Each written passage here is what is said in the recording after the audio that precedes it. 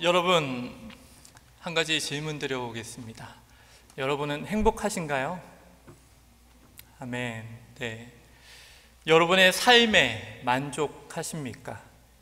가정, 직장, 그리고 사람들과의 그 관계에서 행복을 누리십니까? 소망하기는 하나님과의 진정한 만남을 통해서 여러분 가운데 세상이 줄 수 없는 그 행복이 충만하시기를 간절히 축복합니다. 많은 이들은 삶의 만족과 행복의 조건을 다양한 요인들로부터 찾고자 합니다.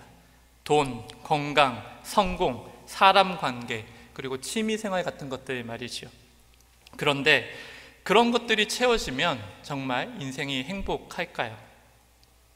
서울대 행복연구센터에서 연령별 행복 불안지수 비교라는 그런 시험을 했었는데요. 연구 결과에 따르면 20, 30대의 행복지수가 가장 저조하게 나왔습니다. 불안지수도 20, 30대가 가장 높게 나왔죠. 장래, 일자리 등 불확실한 미래 때문에 불안이 더 크다고 이야기했습니다. 그렇다면 안정된 가정과 일자리가 있는 사람들은 행복할까요? 그것도 아닌 것 같습니다. 한 설문에서는 직장인들 중에 절반 이상은 행복하지 않다라고 답했습니다. 그 이유로는 경제적 어려움, 직장 생활의 질이 나빠서 생활이 불안정하다는 그런 이유들이 있었습니다. 여러분 혹시 영끌이라는 단어를 들어보셨습니까?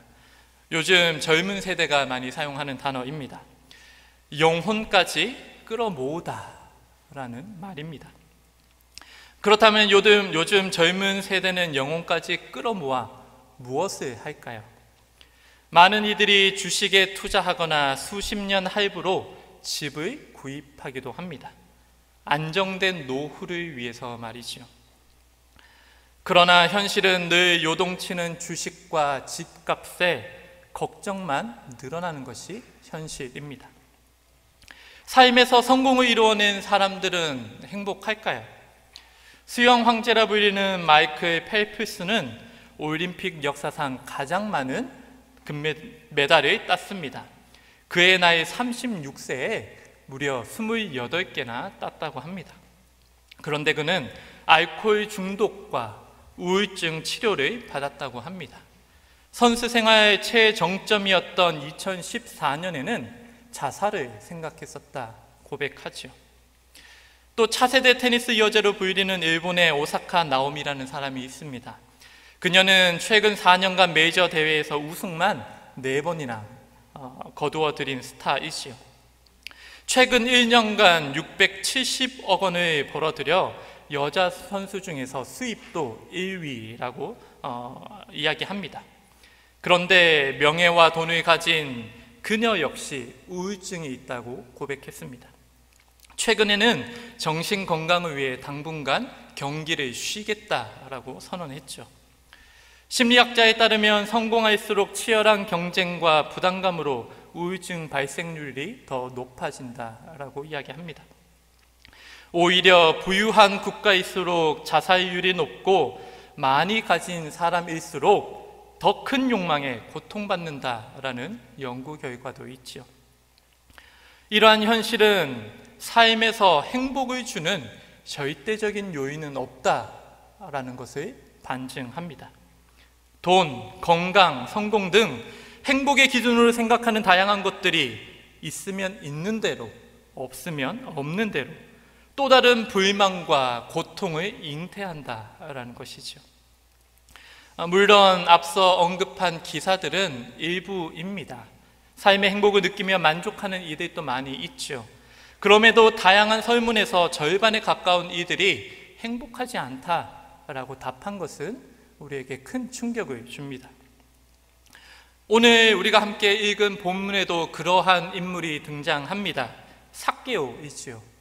그는 어떤 인물일까요? 오늘 본문 2절에 따르면 그는 세리장이었고 부자였습니다.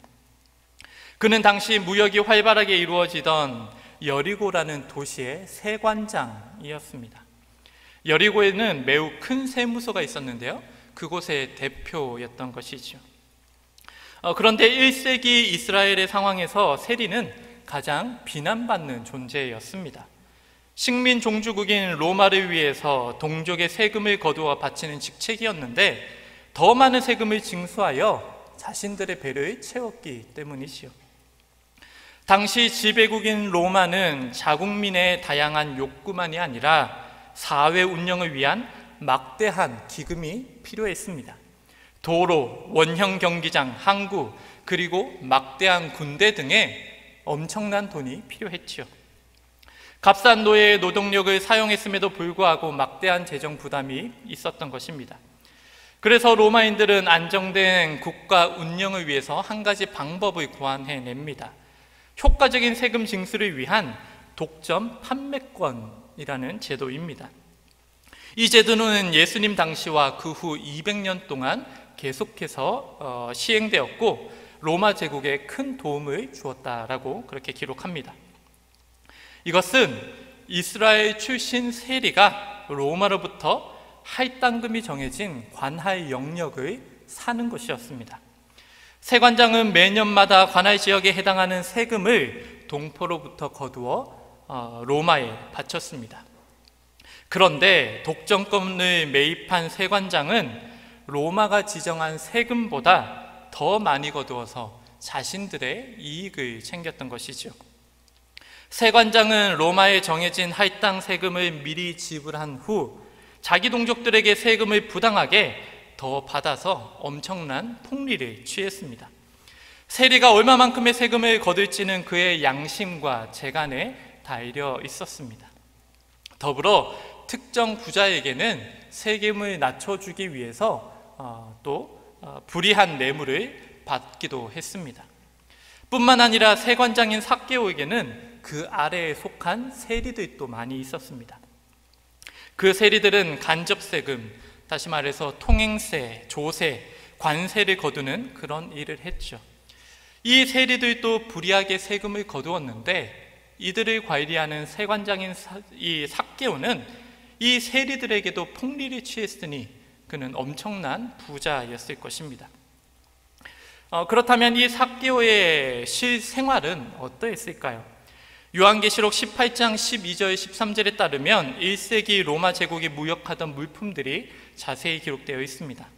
이를 통해서 당시 로마의 귀족들은 물론 로마의 통치를 받던 이스라엘의 귀족들과 부자들의 생활을 한번 엿볼 수 있는데요.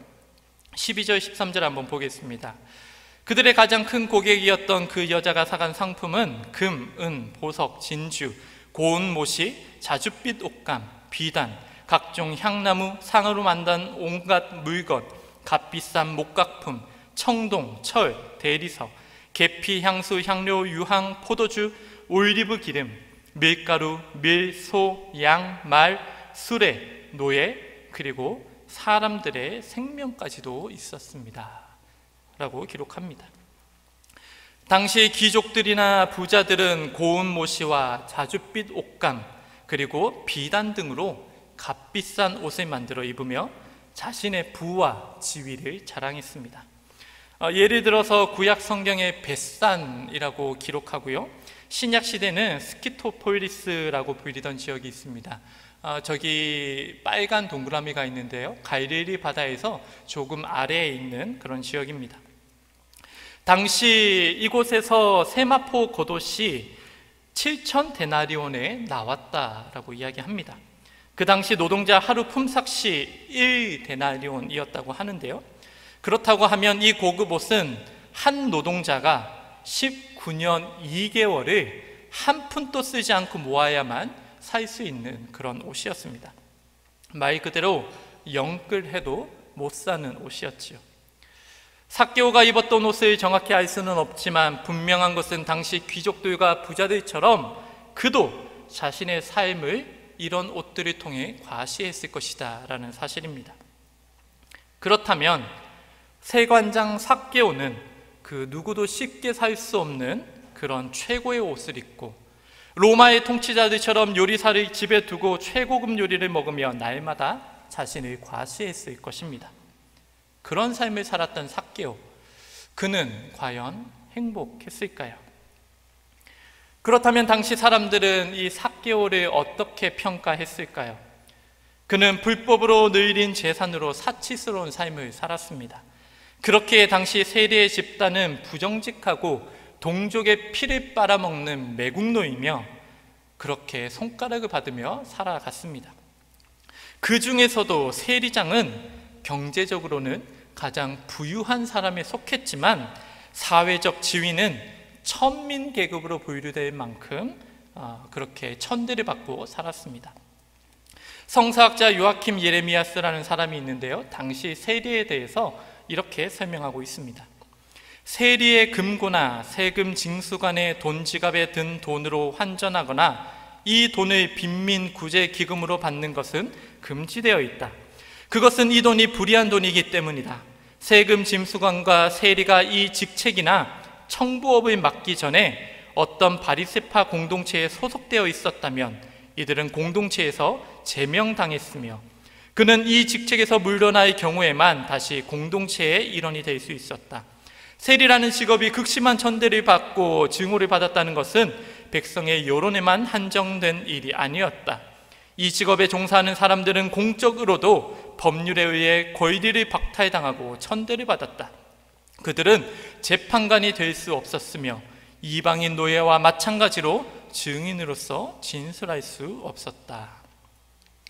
즉, 세관장 삭개오는 사고 싶은 것은 무엇이든 살 수 있는 부자였고 로마의 힘을 등에 업고 마음껏 즐기며 살아가던 그런 사람이었습니다. 그러나 철저하게 죄인으로 낙인 찍혀 냉대받으며 살아가던 그런 사람이었죠. 이처럼 겉으로는 출세하고 성공한 사람으로 보였던 삭개오, 그 역시 행복하지 못했습니다. 그것을 극복하고자 더 열심히 일하고 또 유흥도 즐겼지만 노력하면 할수록 오히려 더 큰 외로움과 좌절을 경험했던 것이죠. 사회 속에 살고 있지만 그 사회가 받아주지 않는 그런 고독한 삶이었습니다. 심지어 자기 밑에서 일하는 사람들조차 세리장 그 삭개오를 비난했을 것입니다. 누군가를 초대하여 만찬을 즐기려고 해도 아무도 그의 집에 가려 하지 않았습니다. 아무리 비싼 옷을 입고 진수성찬 밥상을 차려놓으면 뭐합니까? 누구도 눈길 한번 주지 않고 아무도 함께하지 않는 외로운 밥상이며 공허한 인생인데 말이죠. 그럼에도 불구하고 살아야 하니까, 어떻게든 살아남아야 하니까 매국노, 도둑놈 소리를 들으면서 더 악착같이 살려 했을지도 모릅니다. 그러나 자기 자신도 이러한 삶이 잘못된 삶인 걸 알고 있었죠. 그래서 마음 한쪽에선 그러면 안 된다, 또 다른 쪽에선 이렇게라도 잘 살아야 한다 라는 갈등이 그 마음속에 늘 존재했을 것입니다. 이처럼 그의 삶은 사람과의 관계가 파괴되어가는 동시에 하나님과의 관계도 무너져 갔습니다. 하나님 앞에 나아가야 함을 절감했지만 도저히 나아갈 수 없는 자신의 현실을 느끼고 도피했던 것이지요. 어둠을 쫓으면 쫓을수록 빛이 싫어지는 것입니다. 그리고 점점 변해가는 자신의 모습에 놀라고 실망하는 중에 공허함과 번민만 더해 갔을 것입니다. 그러던 어느 날 그가 살고 있던 여리고 동네가 떠들썩했습니다. 예수님이 그 동네를 지나가고 계셨기 때문이죠. 그러자 삭개오도 소문으로만 듣던 예수가 어떤 사람인지 보고자 애를 쓰고 찾아갔습니다. 소문에 이 예수님은 죄인들과 세리들의 친구라고 불렸는데 혹시 자기도 만나주시지 않을까 하는 기대감이 있었던 것이지요. 그런데 볼 수가 없었습니다. 성경은 이렇게 기록합니다. 그가 예수께서 어떠한 사람인가 하여 보고자 하되 키가 작고 사람이 많아 할 수 없어 라고 기록하죠. 주님을 만나고자 했지만 두 가지 장애물이 있었습니다. 키가 작다는 것과 사람이 많았다라는 것이죠. 그런데 여기 키가 작다에 해당하는 헬라어는요, 헬리키아 미크로스라는 말입니다. 이 헬리케아는 나이, 수명, 키라는 의미가 있고요. 미크로스는 작은 또는 적은이라는 의미가 있습니다. 그래서 키가 작다라고도 번역이 되지만 나이가 어리다라고도 해석할 수 있습니다. 사실 영어 번역에서는 키가 작다라고 주로 해석을 하는데요. 학자들에 따르면 헬라어 본문에서는 나이가 어리다라고 더 많이 해석한다라고 이야기합니다. 그렇다면 삭개오는 나이도 어린데 세관장까지 하며 매우 부유했으니 사람들의 미움은 또 질투는 더 했을 것입니다. 더불어 우리나라처럼 이 유대인들도 노인이나 성인을 매우 공경하는 문화입니다. 따라서 마을에서 존경받는 사람이라면 비록 인파가 많을지라도 앞자리를 양보해 주었을 것입니다. 그러나 키가 작던 또는 나이가 어리던 마을에서 죄인 취급받던 이 삭개오에게 자리를 양보해 줄 사람은 한 명도 없었습니다. 이제 삭개오에게는 선택의 순간이 놓였습니다. 내가 이런 수모를 당하며 여기 있어야 해, 안 보고 만다 라면서 그 자리를 박차고 떠나는 것과 그래도 어떻게든 봐야겠다며 그 자리에 남는 것입니다. 우리도 종종 이런 선택의 순간에 놓이지요. 그리고 그 선택에 따라서 주님을 만나거나 또는 그 만남이 지연되곤 합니다. 결국 삭개오는 남기로 했고 주님이 가시는 길을 급히 앞지르러가 돌 무화과 나무에 올라갑니다. 4절에 이렇게 기록하시오. 그래서 그는 예수께서 지나가려는 길을 앞지르러 달려가 길가에 있는 돌무화나무 위에 올라갔다. 제가 사진 한 장을 가져왔는데요. 이게 실제 돌무화과 나무 사진입니다. 그리고 사진에 보면 사람이 그 나무 위에 올라가 있는 것이 보일 것입니다. 그런데 삭개오의 이러한 행동은 당시 그 문화에서 상상하기 어려운 그런 행동이었습니다. 왜냐하면 당시 어른이 나무에 올라간다는 것은 천박하고 품위 없는 행동이었기 때문입니다. 당시 유대인 남성의 의복은 원피스처럼 되어 있었기 때문에 평소 하체가 들여다보이는 경박한 행동은 삼가했습니다. 따라서 나무에 오르는 것은 매우 품위가 없고 비웃음을 살 그런 행동이었죠. 그것은 아이들이나 하는 그런 행동이었습니다. 하지만 삭개오는 그런 것을 개의치 않았습니다. 즉 삭개오가 나무에 올랐다라는 것은 단순한 호기심 차원을 넘어선 것입니다. 이 행동은 그가 얼마나 주님을 보기 원했는지를 우리에게 암시해 줍니다. 더욱 깊어져만 가는 그 삶의 공허함이 주님을 보고자 하는 그 열망으로 바뀌었던 것이지요. 그리고 마침내 삭개오가 미리 도착해 있던 그 곳에 예수님께서 이르셨습니다. 5절에 이렇게 기록하죠. 예수께서 그곳에 이르러서 쳐다보시고 그에게 말씀하셨다. 삭개오야, 어서 내려오너라. 오늘 내가 내 집에 묵어야 하겠다. 아멘. 여러분, 주님이 처음으로 하신 행동이 무엇입니까? 쳐다본 것입니다. 이 단어의 본뜻은 시선을 위로 향하여 응시하다라는 그런 뜻입니다. 많은 무리들 사이를 지나가시다가 걸음을 멈추셨고 시선을 드시더니 누구도 관심을 갖지 않던 그 삭개오를 응시하셨습니다. 주님을 그토록 보기 원했던 삭개오를 주님께서 먼저 바라보신 것이시오. 주님은 말 한마디 않으시고 그저 사랑의 눈으로 삭개오를 바라보셨습니다. 모두가 죄인 취급하며 거들떠 보지도 않던 삭개오. 그런데 주님은 그를 하나님의 형상을 지닌 아름다운 한 인간으로 바라보신 것입니다. 존귀한 하나님의 자녀로 바라보신 것이죠. 당시 유대 종교와 모든 주민들이 저주하고 외면할 때 예수께서는 삭개오를 쳐다보셨습니다. 이것은 신분, 직업, 인종, 남녀노소를 떠나 모든 사람은 하나님의 형상대로 창조된 존귀한 존재이다 라는 주님의 선언이었습니다. 그러므로 우리도 하나님의 형상으로 지음받은 모든 이들을 하나님처럼 여기고 하나님처럼 존귀하게 여겨야만 합니다. 주님은 모든 사람이 사랑받으며 살아가야 하는 존귀한 자로 여기셨습니다. 그래서 주님은 당시 사람 대접도 받지 못하던 죄인, 세리, 여성과 아이, 장애인들과 더욱 가까이 하셨고 그들과의 만남을 기뻐하셨습니다. 주님은 우리도 그렇게 바라보고 계십니다. 주님은 삭개오를 가만히 바라보신 후 말씀을 이어가십니다. 삭개오야, 어서 내려오너라. 오늘은 내가 내 집에서 묵어야 하겠다. 지금까지 아무도 자신의 이름을 불러주지 않고 누구에게도 인정받지 못했는데 처음 본 예수님이 자신의 이름을 불러주고 있는 것입니다. 성경에서 이름은 그 사람의 인격과 삶의 의미를 뜻합니다.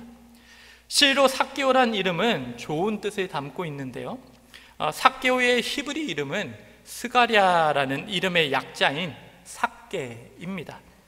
이 이름의 어원적인 의미는 의롭다 또는 순결하다라는 뜻입니다.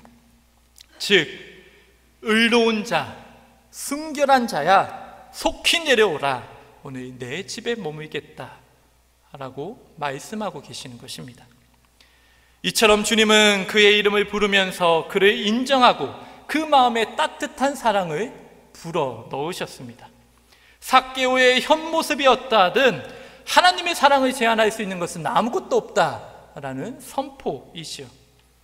그때 주변에서 주님께서 매국노의 집에 가신다, 어떻게 저럴 수가 있나, 정말 메시아 맞는가 라는 비방소리가 들리기 시작합니다. 당시 죄인의 집에 들어가 음식을 먹고 교제하는 랍비나 메시아는 그들의 관습과 신앙에 용납되지 않았기 때문입니다. 그러나 주님은 그런 소리를 듣고도 전혀 개의치 않으셨습니다. 주님의 명성이 떨어지는 것도 전혀 신경 쓰지 않으셨죠. 하나님의 자녀를 구원하는데 주님을 가로막을 것은 아무것도 없었습니다. 그리하여 사람들의 비난도 마다하지 않고 아무도 오지 않는 그의 집에 묵겠다고 주님께서 먼저 말씀하십니다. 삭개오는 그 말씀을 믿을 수가 없었습니다. 그리스도께서 내 집에 오시겠다니, 하나님의 아들이신 예수께서 불의한 자에게 오시겠다니, 그는 그의 삶에서 그러한 환대를 단 한 번도 경험해 본 적이 없었습니다. 그리스도의 사랑은 어떠한 경고나 가르침보다 더 강하게 삭개오의 삶을 변화시켰습니다. 마치 눈 위의 햇살처럼 그의 굳은 마음을 녹이기 시작했죠. 그리고 이웃도 친구도 없이 홀로 살아가던 삭개오에게 진정한 회복이 시작되었습니다. 그 회복은 두 가지로 나타났습니다. 첫째는 하나님과의 관계의 회복이며, 둘째는 인간과의 관계 회복이었습니다. 자기 자신에 대한 무가치함과 정죄 속에서 그저 멀리에 숨어서 보고만 있던 그 삭개오를 주님께서 먼저 찾아오셨습니다. 삭개오가 초청하기도 전에 그에게 그 삶의 소망을 들어주신 것이지요. 삭개오는 그날 주님께서 방문하심으로써 이 땅에 임한 하나님의 나라를 경험했습니다. 주님과 교제하며 음식을 먹고 울고 웃으며 진정한 행복을 경험한 것입니다. 늘 가슴을 얽매던 죄책감과 외로움, 갈등으로부터 해방되었으며 하나님의 자녀로 다시 태어나게 되었습니다. 삭개오에게 진정한 구원이 임한 것이었죠. 그런데 구원은 하나님과의 관계 회복으로 그치지 않습니다. 하나님의 구원은 반드시 인간과의 관계 회복으로 이어집니다. 이것이 온전한 구원의 열매이지요. 주님을 만난 삭개오는 이렇게 말하죠. 8절입니다. 우리 같이 한번 읽어보겠습니다. 주님, 보십시오. 내 소유의 절반을 가난한 사람들에게 주겠습니다. 또 내가 누구에게서 강탈을 했으면 4배로 갚아주겠습니다. 즉, 자신의 소유를 궁핍한 자들을 위해서, 그리고 정의를 실현하기 위해서 사용하겠다라는 결단입니다. 철저한 회심을 수반하지 않고는 결코 할 수 없는 그런 행동이지요. 그는 가난한 사람들에게 자신의 소유의 절반을 나눠주겠다라고 이야기합니다. 나머지 반도 자기의 것으로 남겨두려고 한 것이 아니라 자명한 죄로 인정되는 일에 배상하기 위해서 남겨둔 것이었습니다.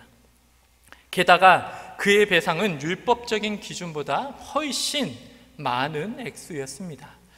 사실 이러한 행동은 비상식적인 그런 행동이었습니다. 율법에 따르면 계획적으로 대범하게 또 계획적으로 양과 황소를 훔쳐서 처분하거나 도살한 경우는 각각 4배 그리고 또 5배로 배상해야 했습니다. 그런데 아직 처분하지 않고 가지고 있다면 2배만 배상하면 됐죠. 그 외에 평범한 도둑질과 관련해서는 통상적으로 그 5분의 1만 더해서 배상하면 됐습니다. 그런데 삭개오는 율법이 요구하는 것보다 훨씬 많은 것을 배상하겠다라고 고백하고 있는 것입니다. 여리고는 당시 요단 계곡의 에덴 동산이다라고 불렸습니다. 종려나무들이 우거진 아름다운 환경의 상업 중심지로서 돈이 몰려들고 즐기기 좋은 그런 유흥도시였기 때문이지요. 삭개오는 그런 곳에서 누리던 모든 것을 포기하고 그동안 불이하게 거둔 것을 사회에 모두 환원하겠다라고 결단하고 있는 것입니다. 이러한 변화는 하나님의 나라가 그에게 임했다라는 증거이기도 합니다. 어떤 학자는 회개를 이렇게 정의합니다. 회개란 깊은 잠에서 깨어 일어나는 것이며 자신의 지나간 죄성의 삶을 돌아보고 거듭난 새로운 삶을 시작하는 것이며 마지막으로 자신의 사명이 무엇인지 재확인하면서 그것을 실천하며 살아가는 것이다 라고 이야기했습니다. 예수를 만난 삭개오의 삶에 이러한 온전한 회개가 시작된 것이죠. 참된 구원이란 하나님 앞에 서 있는 나 자신을 바로 알고 동시에 함께 살아가는 세상과 아름다운 관계를 형성하여 하나님의 나라를 이룩하는 것입니다. 그것이 예수님을 만나 변화된 자들의 삶이지요. 이제 말씀을 마무리하고자 합니다. 전승에 따르면 기원 후 50년경 초대교회에 요하난 벤 사카이라는 사람이 있었다고 합니다. 그는 당시 교회를 이끌어가며 봉사한 사람이었죠. 후에는 많은 사람을 가르치며 예수의 말씀을 풀이해주는 교사가 되었다라고 합니다.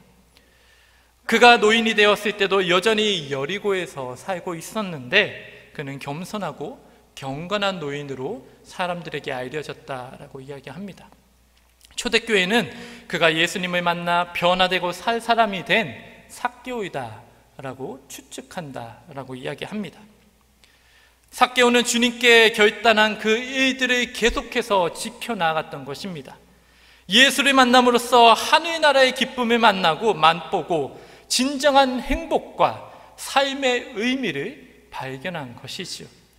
주님을 만남으로써 이전에 누리던 모든 것을 포기했지만 그의 삶은 오히려 풍성해졌고 전에는 몰랐던 진정한 행복을 경험한 것입니다. 소망하기는 예수를 만난 삭개오, 그와 같이 여기 모인 우리 모든 성도님들도 예수님을 온전히 만나기를 간절히 축복합니다. 그리하여 세상이 줄 수 없는 그 삶의 기쁨과 행복 그리고 삶의 의미를 찾고 그렇게 살아가시는 우리 모든 성도님들 되시기를 간절히 축복합니다. 우리 함께 기도하시겠습니다. 삭개오야 어서 내려오너라. 오늘 내가 내 집에 묵어야겠다 말씀하신 주님, 우리도 그렇게 주님을 만나기를 원합니다. 진정한 행복에 목마르고 주린 우리의 삶에 찾아와 주시고 하나님의 자녀 삼아 주시옵소서. 하나님과의 관계와 이웃과의 관계가 하나님의 뜻에 합당하게 회복되게 하시고 그로 인해 우리도 아브라함의 자손, 복의 자손, 복의 통로가 되게 하여 주시옵소서. 먼저 찾아오사 생명을 주신 예수 그리스도의 이름으로 기도드립니다. 아멘.